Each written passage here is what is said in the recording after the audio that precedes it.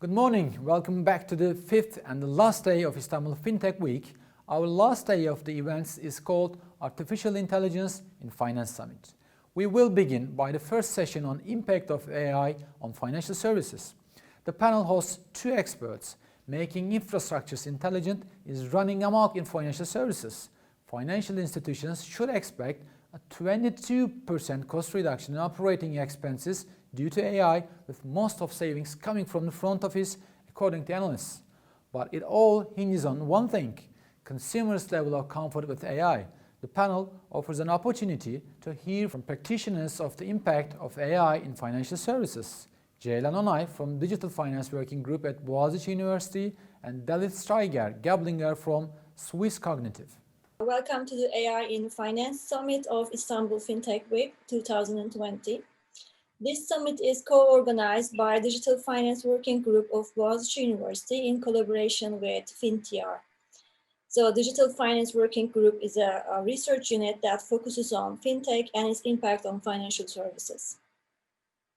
In this summit, you will be hearing the state of the art about the data analytics, machine learning, chatbots, and regtech from the academic fellows of the group, as well as the practitioners from the field. As the founder of the group, I'd like to welcome you again and start the first session of the summit, where we will discuss the impact of AI in financial services with Dalith Steiger from Swiss Cognitive.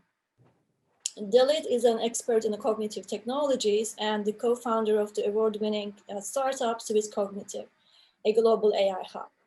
She is a global AI advisor and speaker, and she's also the CEO of Swiss IT Leadership Forum, among her other responsibilities. So today we will be discussing how AI can augment the humans, how can we coexist with AI with use cases from financial services industry, as well as other industries. So Dalith, can you tell us a bit about the Swiss Cognitive and what is it aiming for? Thanks a lot for this opportunity and to have me with you in this very special 2 days. Yes, Swiss Cognitive, driven by our passion for cognitive technology, Swiss Cognitive is a network that shares, connects, and especially unlocks the potential of AI. We're bringing together all the stakeholders in the ecosystem to speed up the process by learning from each other, not only from best practice, but also from worst failures, because this is all about experience. Right.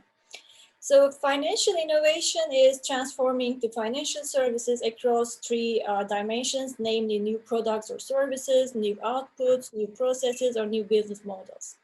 And we're seeing the AI is being used in this context by many fintechs, as well as incumbent institutions such as lending, investment advisory, regtech, fraud detection, to name a few.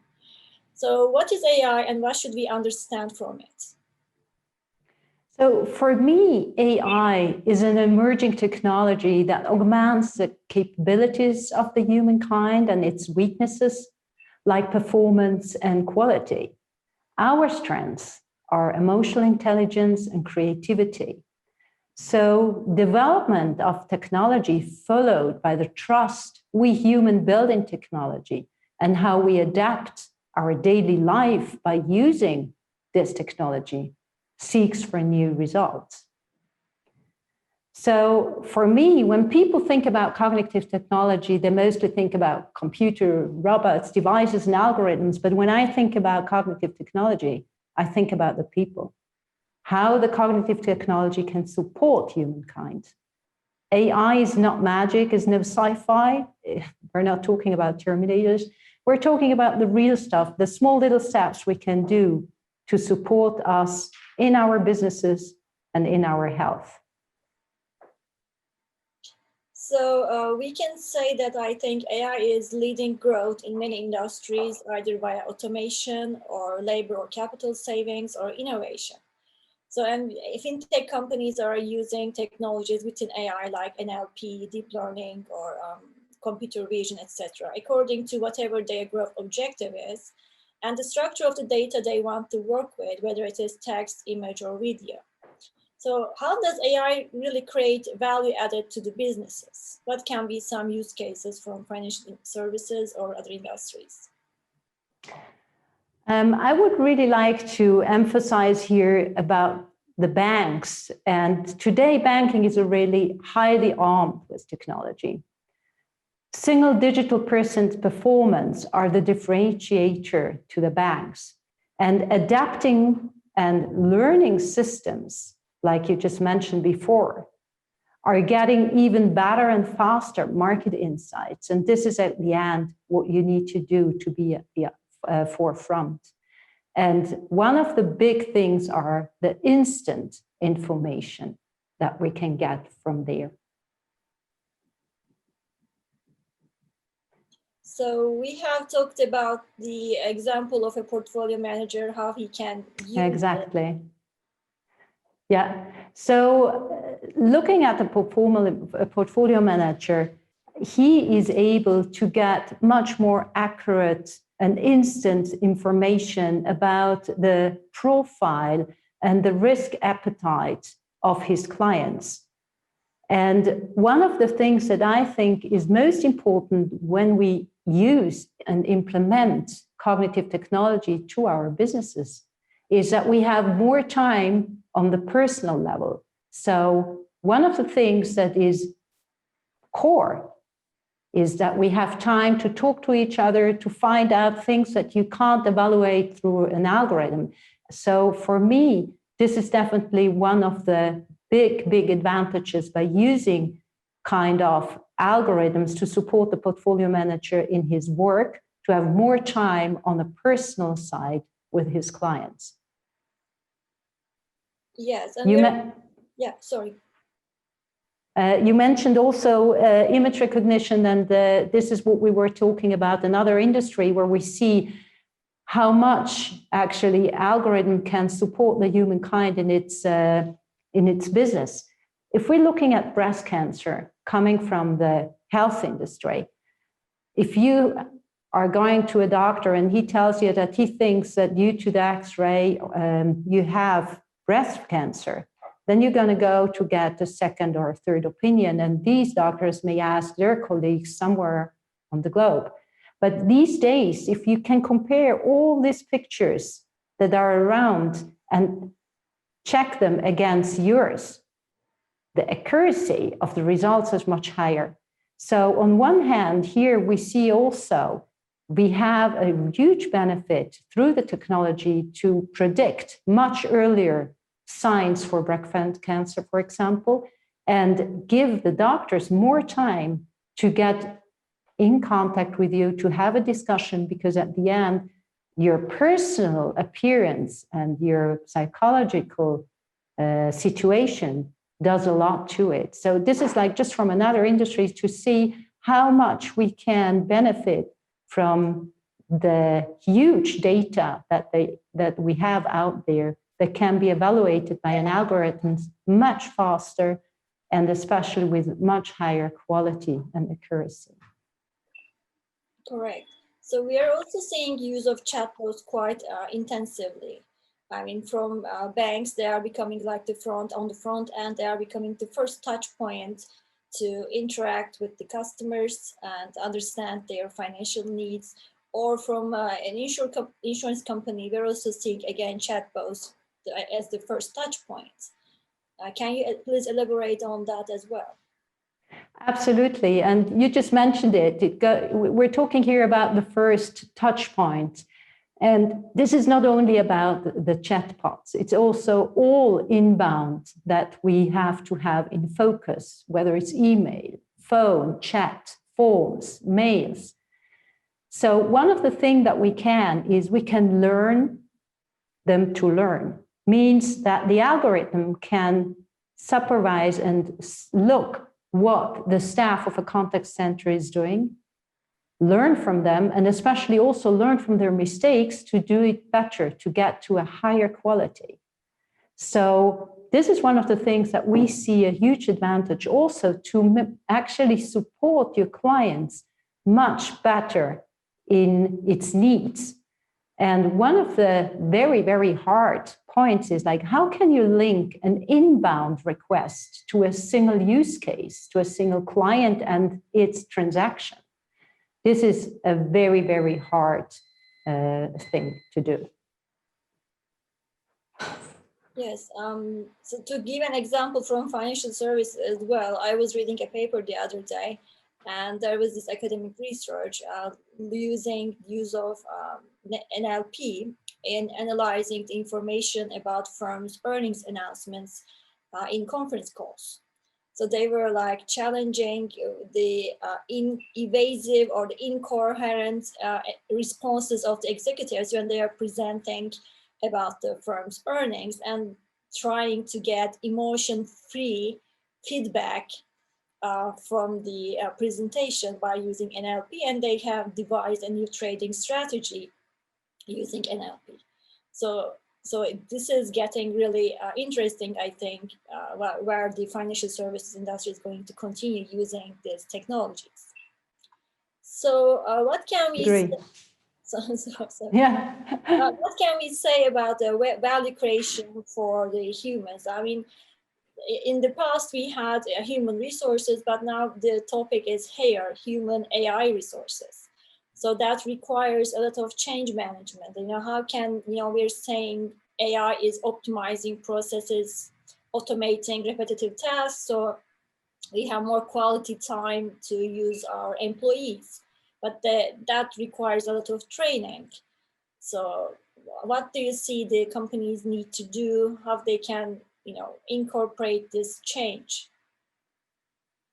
Absolutely, and it's definitely one of the toughest things if it comes down to the ethical questions, if it comes down to change management, to onboard employees and clients with the chances that we have with this algorithms, intelligent algorithms, and we will talk about the downside later also a little bit, I guess. So on one hand, for us, what is really important is that we see the cognitive technology, and I'd rather talk about cognitive technology than AI, because as I mentioned at the beginning, it's no magic, it's no sci-fi, it's a tool that supports us in our weaknesses like performance and quality. So one of the things is like having less repetitive tasks and more value and client-oriented time for our human employees.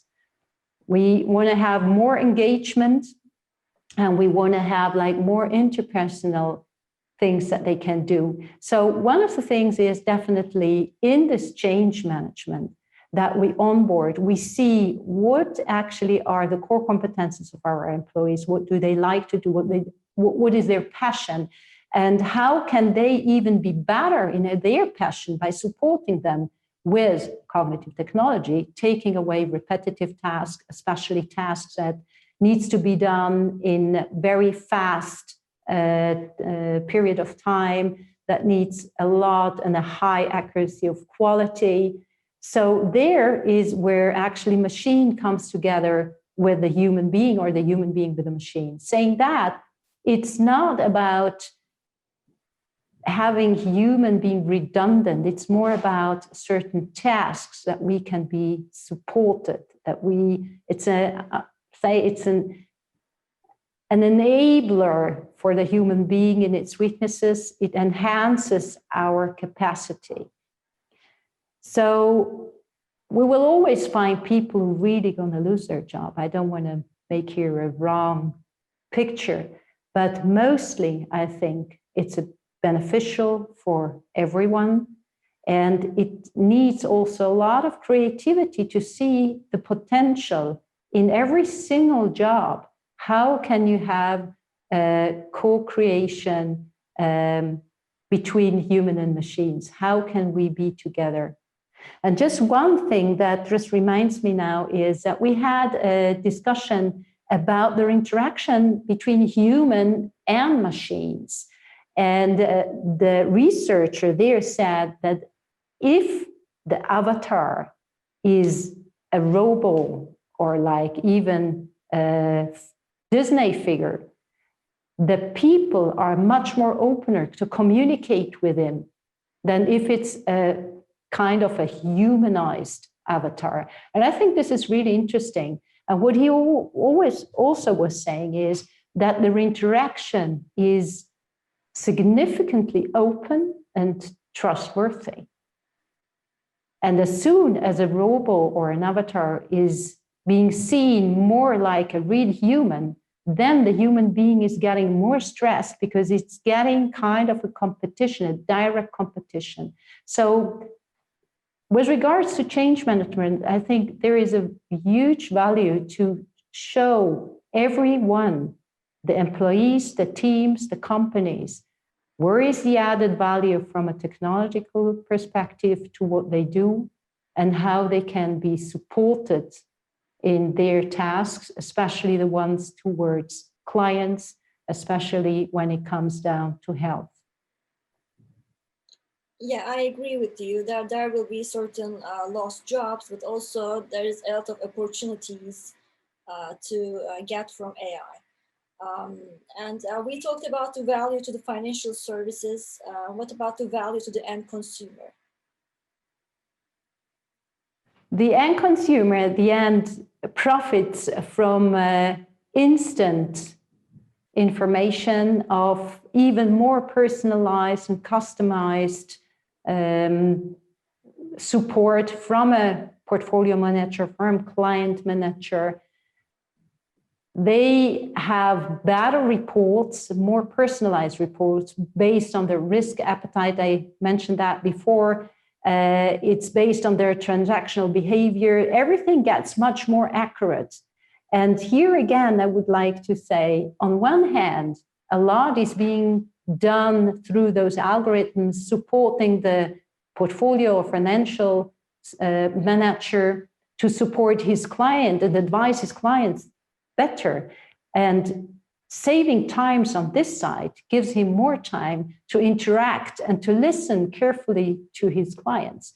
And this is something that at the end, having a stomach feeling belongs to the human being and not to a machine. So coming to the downsides of the AI, we are seeing, for instance, application of credit scoring, AI and machine learning in credit scoring to discover the creditworthy subprime borrowers. So this gives, it's a good side, obviously, to give financial access to these underbanked or underserved customers. However, we are also seeing that these models get so complicated that the modelers cannot document the decision process in detail, especially when it is unsupervised learning. Or, this could create problems of discrimination in the lending process, such as related to race, gender, or protected classes. So we're also seeing alternative data sources being used rather than traditional data sources. So I would like to hear your thoughts on that. I mean, this is not the only downside, of course. For instance, looking back to the investments, we also see flash crashes and algorithm going, rogue or poorly performing. So how can the regulations kick in here and enable innovation yet protect privacy and prevent discrimination? Very good question. And I would like to answer that in 3 different steps. And starting first with the data, the importance of the accuracy of the data that is training by AI, because this is somehow the basics. And we all know the sentence, garbage in, garbage out. So first of all, it always depends on the quality of the data. More data doesn't mean that it's better. We need to have the right data. Having right data is key. Now, also here, training and algorithms, even on right data, shows us in an iterative process how we're getting there. So one of the things that I always really love to say, talking about those biases that you just mentioned before, now it's a great time to unbias the bias. We can learn about when we train an algorithm, it's not a plug and play. It's not about we're writing an algorithm and now we are gender neutral or whatever it is. So doing such or developing such algorithm really means that we have to be very careful looking at it, going back, see what hasn't been done yet. It's like putting the mirror in front of us saying, hey, you actually had a great view and you have a great goal, but you may not be there yet. So go back, rewrite, adjust the algorithms until we're getting there. And we have been talking in our prep about one example in an engineer office. And for their how do you say, like recruitment, they wanted to have more women. So what they did, actually, they were training the algorithms by video recognition, what's going on in these offices. And like that, they wanted to have the first triage going through these algorithms to have more women. And the result was that they didn't have no women at all. And then they went back to see how comes. I mean, they actually wanted to train their algorithm to get women on board. And then they realized that obviously having this video, the only women who were walking around in this office were the assistants. So obviously the algorithm learned there are no women as engineers. So what they did, they took it as a chance to rewrite the algorithms. And here you go, they were able to increase the employment of women to their offices. So this just shows that sometimes we have actually great thoughts, but we not getting there because of the way the algorithm has learned about what they see. So we have to change our behavior. And this is what I mean. We have the chance to unbias the bias. We getting the mirror in front of us, and this is what we have to do. And this obviously, and this leads a little bit to the next point that you were mentioning, also the ethical aspects. Ethical is like culture, both eating strategy before breakfast. That means if we are not acting accordingly to our ethic, we will slow down the innovation track. And one of the biggest issues that we are facing globally, obviously, is what are the ethical aspects on AI? Who is driving this? We do have so many different cultures. So this is definitely one of the huge challenges that we're facing. Yeah, I agree with you. I mean, the data is really crucial, which data is being put into the training. And also, we should also be keeping in mind that when a machine learning algorithm finds a relationship, that doesn't necessarily mean causality. So we still need experimentations to understand and hypothesize the relationships the AI discovers to, make reliable and ethical outputs from what is AI is suggesting to us. And the regulatory bodies, I think, are taking now a new role to ensure not only compliance of the firms, but the compliance of the actions of the AI to control the algorithms. So the regulatory bodies need to have some capabilities to be able to do so. But so, yeah, it is an iterative process. So there is no plug and play, as you suggest. So we have to be ethical. One final topic I might be asking is, which culture do you think is going to dominate this AI? Yeah, I mean, asking a Swiss person, I think Switzerland is definitely one of the countries who should be leading in this policy-making discussion, the discussion about moral and ethical aspects, because we are a neutral country and we're one country who can access and have discussion with every other country and culture out there. So I can't tell you who is going to dominate it. I just can tell you what I hope is that using this technology is being taken as a chance for the human being to focus on the needs for the humankind from an educational perspective, accessibility for education, on the poverty of using smart technology against poverty, on health, obviously, and all the other 17 sustainable goals from the UN. And for me, and this is an intrinsic wish to everyone out there listening to it, is instead of having wars and not accepting other cultures, we should focus on what we can learn from each other. And there, Switzerland is definitely one of the countries who can negotiate, who has the ability and the capability to do so. Okay. Thank you, Dalith. I think we summarized up everything we wanted to cover in this session.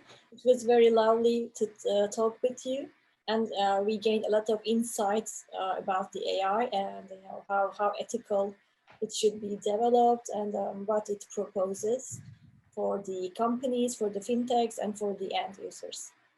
Thank you so much. Thank you, back, and stay healthy. You too. Thanks.